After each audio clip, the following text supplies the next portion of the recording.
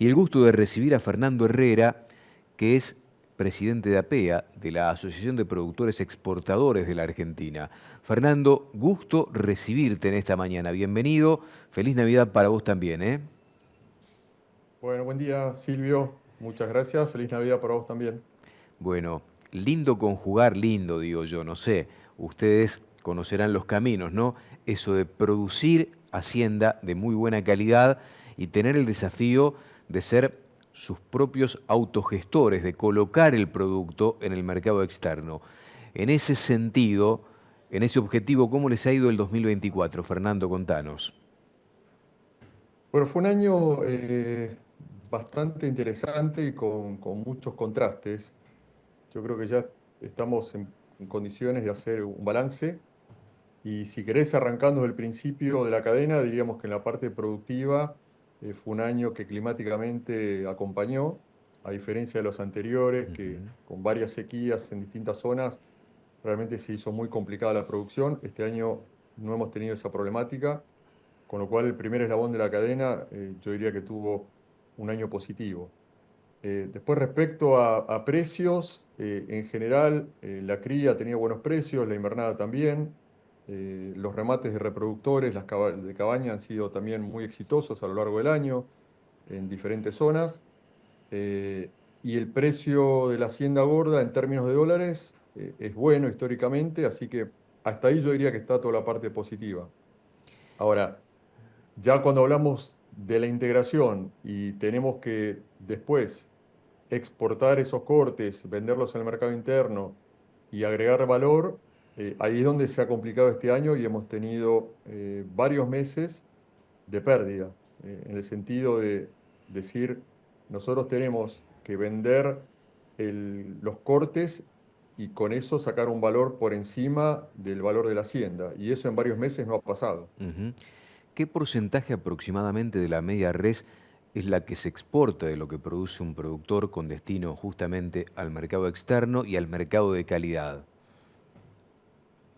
Depende de cada integración, pero te diría que los cortes finos, tradicionales, el lomo, el bife ancho, el cuadril, no son más del 10%. Y después sí se exportan cortes de menor calidad, fundamentalmente a China, también se hacen exportaciones a Estados Unidos, la picaña a Brasil. Es decir, cada grupo o cada integración tiene diferentes proporciones, pero básicamente eso es lo que se está exportando. Un laburo muy artesanal para integrar con distintos destinos un mismo animal, ¿no? Claro, bueno, y eso es lo que te decía, que un poco el sabor amargo en un contexto bueno, como te decía al principio, Sí. para que no quede como que siempre nos estamos quejando, es que todo ese valor agregado, todo ese trabajo artesanal de desarmar una media res, transformarla en 20 cortes, exportar 5 o 6, vender en el mercado interno, agregar valor con frío, con marcas, con cajas, etiquetas, despachantes, controles de calidad, etcétera, como te decía, durante varios meses ha dado a pérdida. O sea que todo ese trabajo termina valiendo menos que vender un novillo en pie. ¿Y cuál es el debe en esta integración público-privada que creo tiene cada vez más un mismo objetivo, ¿no? Sin interferencias que interrumpan por lo menos el flujo para con el mercado externo? ¿Qué es lo que hay que hacer todavía? ¿Qué es lo que debe profundizar la Argentina en materia de conquistas de mercados, pero fundamentalmente de mercados accesibles con bajos aranceles?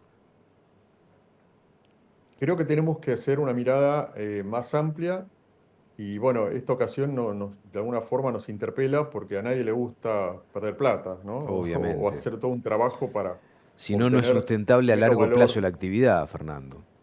Exacto, exacto. Entonces me parece que es un buen momento y como digo, para hacer una reflexión. Yo diría que hay dos planos para analizarlo. En el plano externo, es decir, lo que no nos toca a nosotros como productores exportadores, es por supuesto seguir reclamando al gobierno para que elimine impuestos distorsivos. Recordá que todavía la exportación de carne de novillo tiene retenciones, que con este tipo de cambio que ha quedado, por decirlo de alguna forma, retrasado, tiene un efecto muy grave. En un contexto inflacionario y de devaluación, las retenciones casi que pasaban de largo, en el caso de la carne, ¿no? No digo en el caso de la soja, que el porcentaje es muy alto, pero en la carne la realidad es que no era un tema grave, ahora sí lo es. Y también impuestos distorsivos, el famoso impuesto al cheque, que está hace más de 20 años, ingresos brutos, y después en las provincias también hay una cantidad de gravámenes que entendemos que con este nuevo esquema de gobierno se van a revisar y se van a cambiar, pero hoy en día es urgente que eso se implemente y esperamos que durante el año 25 tengamos alguna noticia al respecto. Ahora, en el plano interno, digamos, en lo que cada empresa tiene que revisar, creo que también cuando estamos en un esquema de menor inflación o de estabilidad, empiezan a aparecer cosas que en otros momentos posiblemente no les prestábamos atención. Entonces, creo que todos tenemos que revisar desde el campo hasta lo que hacemos nosotros en el frigorífico, los distintos procesos, buscar ineficiencias, entender que desde el productor que carga una jaula con muchos animales y vienen apretados y se golpean, o también el transportista que está apurado y no conduce bien la hacienda, entonces llega con golpes. En el frigorífico, en el momento, por ejemplo, de sacar el cuero, que no esté bien regulada la máquina y que arranque y arruine algunos bifes. En la despostada, algún cuchillo que trabajó mal y entonces tenemos más recortes que cortes de valor. Y en la parte después de administración, de no tener bien coordinada la exportación, tener que hacer aduana fuera del frigorífico y eso cuesta unos cuantos miles de dólares, que como digo, en un contexto anterior pasaban desapercibidos, pero ahora nos obliga que, lo pongo como título de ejemplo, estos 4 o 5 pasos, que revisemos todo el tiempo lo que estamos haciendo y busquemos más eficiencia. Hipereficiencia, es decir, todavía hay que seguir haciendo docencia, no nos debemos cansar hasta en la cuestión logística, ¿no? En la carga de hacienda, la cantidad de hacienda sobre un camión jaula, cómo se trata en el transporte de esa hacienda y después también dentro del frigorífico, cuestiones esenciales que definen el negocio, me imagino, en función justamente de la mínima rentabilidad que tiene el sector o de la rentabilidad nula que tuvo en algunos momentos del año, inclusive pensando en la exportación, que son nichos de calidad. Claro, lo que trato de explicar es que estas cosas ya vienen pasando. Ahora las vemos más claras porque bueno, la necesidad de buscar resolver los problemas y encontrar la rentabilidad nos obliga a revisar todo el proceso. Tal vez en años anteriores la problemática era otra, era cómo hacer frente a las restricciones que nos ponían para exportar, o las trabas, o los cupos, etcétera. Entonces, estas cuestiones operativas eh, pasaban más desapercibidas o no eran la prioridad. Bueno, ahora me parece que llega el momento de cambiar la mirada y, como digo, ¿no? Seguir reclamando que mejore las condiciones para poder exportar y tener rentabilidad en los diferentes negocios de la Argentina, pero también revisarlo, como se diría, tranqueras adentro. Fernando, ¿qué mirada tenés de la demanda mundial en cuanto a lo que demanda en volumen, a lo que exige de calidad y a lo que paga, el precio que hoy está pagando esa demanda?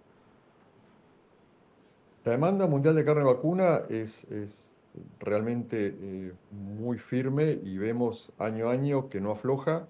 Vemos que se incorporan nuevos actores, como ser China, que ya hace 4 o 5 años que es protagonista y principal importador.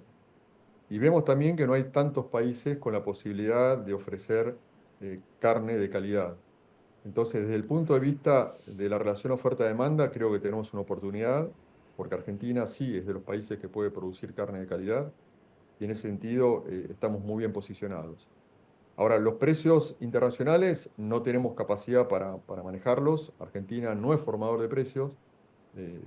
Nosotros tenemos una participación en el mercado mundial menor al 10%. Y ese es un dato interesante porque a veces creemos que tenemos más presencia o más importancia, ¿no? Más allá de la tradición de Argentina, de la reputación y que la carne argentina es reconocida mundialmente por su calidad y es una referencia clara a nivel país.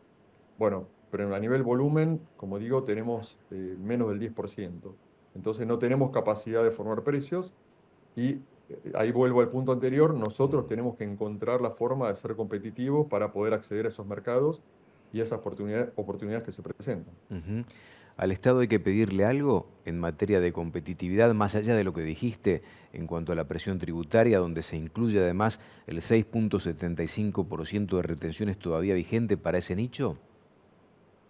Hay un tema que viene pendiente desde hace muchos años, que ya alguna vez lo hemos conversado, y es el de las relaciones bilaterales y las negociaciones de acceso a los mercados. No solamente desde el punto de vista sanitario, que significa abrir un mercado y tener un certificado avalado por el SENASA y el país al que vamos a exportar, sino las condiciones de acceso, y me refiero al tema aranceles, Ujú. que eso es algo que Argentina ha hecho poco en comparación con otros países que tienen mucho más aceitado el tema. Entonces, bueno, ocurre que cuando logramos ingresar a los países y tenemos la posibilidad de mercados abiertos, después nos encontramos con aranceles tan altos que nos sacan de la cancha. O cuotas bajas en volumen que se completan rápidamente y entonces desperdiciamos la oportunidad de tener más acceso a esos mercados. Y ahí, Hablando de... bueno, es una Sí. cuestión pública, ¿no? Ahí nosotros podemos acompañar y podemos compartir con el gobierno nuestra impresión sobre cuáles son los mercados prioritarios o cuáles son los que habría que empezar a trabajar, pero después es una cuestión de Cancillería y de inteligencia comercial para poder negociar y tener mejores accesos. Hablando de cuota de bajo volumen, me imagino Estados Unidos puede ser una de ellas, ¿no? 20.000 toneladas y etcétera, etcétera. Cuando hablas de aranceles extremadamente altos, a veces se abren mercados, se celebran esas aperturas y después resulta que en la práctica son inviables por esos aranceles. ¿Nos puedes citar algún ejemplo como para tener idea de lo que implica ingresar a mercado con determinado tipo de aranceles que otros países competidores de la Argentina no los tienen o los tienen mucho más bajos? El ejemplo emblemático que se me viene a la cabeza es Japón. Nosotros tenemos hace 3 o 4 años abierto el mercado de Japón para exportar productos al sur de la barrera Ujú. del río Colorado. Eh, pero independientemente de eso, el arancel de acceso a Japón es del 40%. Mm. Y entonces tenemos que pagar esa tasa tan alta cuando países competidores como ser Australia, Nueva Zelanda, tienen aranceles en el orden del 12% y ya con negociaciones que tienden a cero en los próximos 10 años.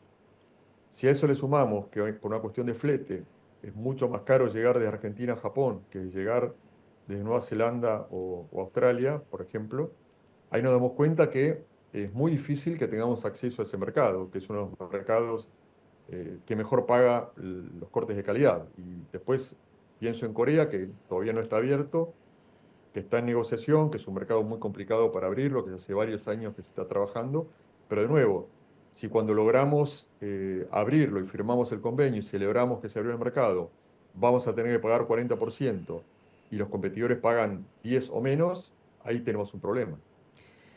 Impecable como siempre, Fernando, un placer. Te agradecemos mucho esta participación, sobre todo después de la Navidad, y que tengan un próspero 25, mucho mejor que este 24 que todavía estamos transitando. Te mando un fuerte abrazo.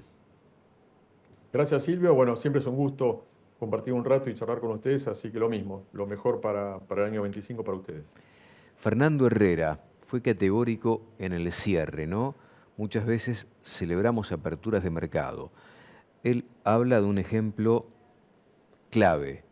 Japón es el país que mejor paga por la carne de calidad en el mundo. Argentina está habilitado para exportar desde la Patagonia, desde la zona libre de aftosa sin vacunación. Para ingresar al mercado japonés, esa carne paga un arancel del 40%. Y estamos lejos de Japón. Australia, por ejemplo, para ese mismo mercado, mucho más cerca, desde lo logístico también, paga un 12%. Es acá donde el esfuerzo se tiene que redoblar por parte de nuestros embajadores en el mundo para lograr abrir mercados, pero que sean lógicos esos mercados, para que sean posibles en definitiva, ¿no?